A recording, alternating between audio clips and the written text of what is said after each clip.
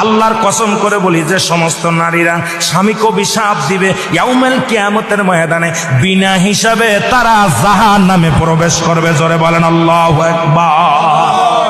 আমার মারা যারা মাইকের আওয়াজ শোনেন, শুনে নেন, যত আপনার নামাজ, আপনার রোজা, আপনার হজ সব কিছু বরবাদ হয়ে যাবে যারা স্বামীকে লানত করবেন, স্বামীকে যারা অভিশাপ করবেন, স্বামীর বিরুদ্ধে অভিযোগ করবেন, স্বামীর প্রশংসা করবেন।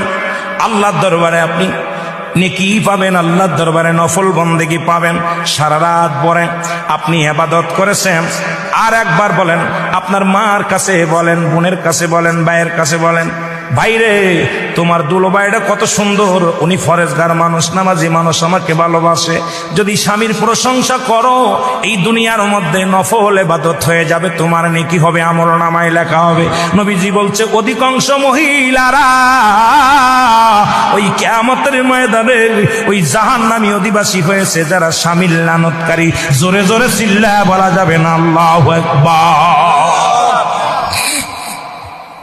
আল্লাহর নবী বললেন, আম্মা জান খাদিজা বলে, হুজুর এরপরে কি দেখলেন?